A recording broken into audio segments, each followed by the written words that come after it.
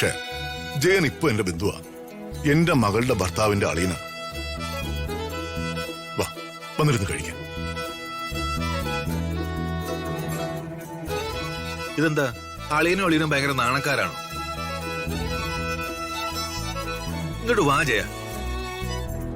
അളിയൻ കഴിക്കേ.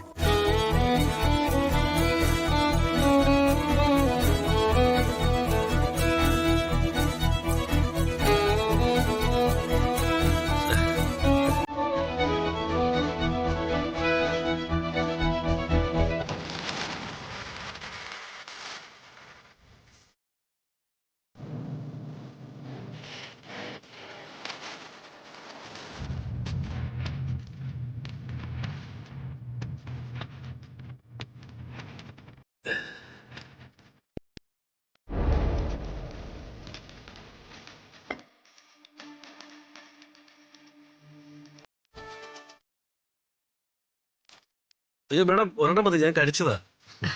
എന്താ പ്രതാപ, ഇവർക്കെല്ലാം കുടുംബപരമായി കിട്ടിയ അവകാശമാണോ ഈ മാഡം വിളി? ചെറിയ ഞാൻ രാജുവിന് മേടാ, അമ്മായിയായി അംബിക ചേച്ചിയെ രാജു വിളിക്കുന്ന മേടെന്നാ. തീർന്നില്ല, ചെറിയച്ഛനായ ഞാൻ പോലും രാജുവിന് സാർ.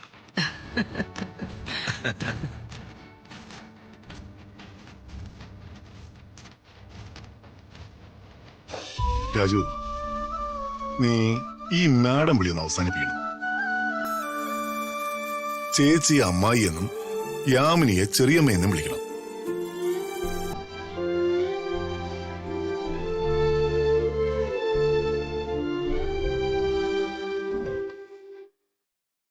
ഞാൻ ക്രമേണ മാറ്റിക്കൊള്ളാം സാർ.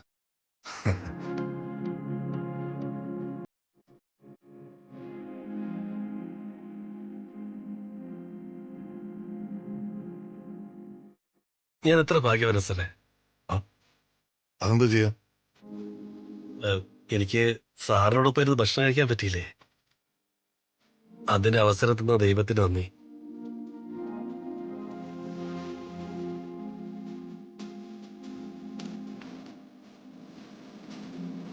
സാർ എത്രയോ വലിയ മനുഷ്യനാ.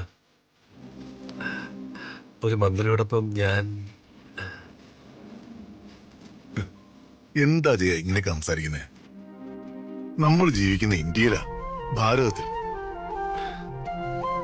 ലോകത്തിലെ ഏറ്റവും നല്ലൊരു ജനാധിപത്യ രാഷ്ട്രത്തിലെ ഒരു സംസ്ഥാനത്തിന്റെ ഒരു മന്ത്രി മാത്രമാണ് ഞാൻ.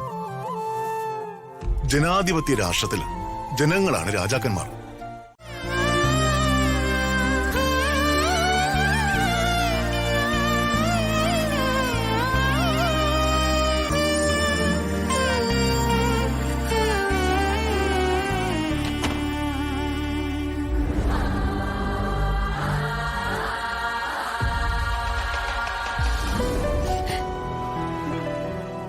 ഗുഡ് ന്യൂസ് അമ്മയെ വേഗം വിളിച്ച് പറയാം.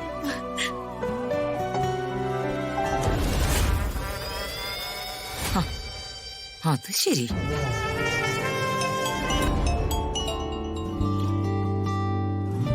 മോളെ, അമ്മേ, ഒരു ഗുഡ് ന്യൂസ് പറയാനാ ഞാൻ വിളിച്ചത്.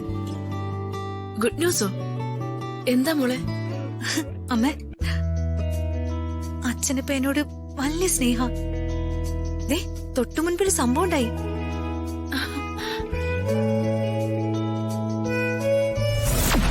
മോൾ ആഹാരം കഴിക്കുന്നില്ലേ? ഞാൻ പിന്നെ കഴിച്ചോളാം അച്ഛ. അതെന്താ? വായിരിക്കും. മോൾക്ക് ഇഷ്ടപ്പെട്ട കറിയാ, കഴിക്കാം.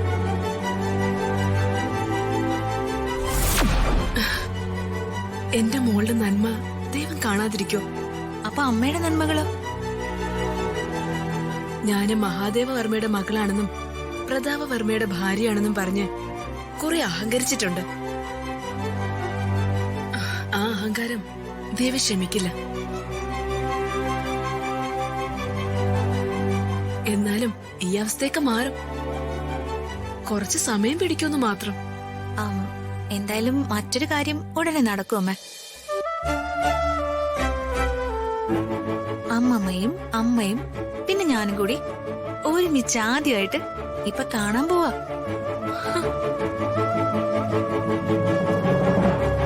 സത്യമാണോ മോളെ?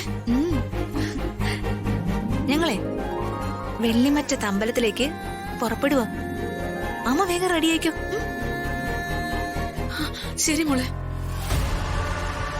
വെള്ളിമറ്റത്തമ്പലം ശരിയാക്കി തരാം.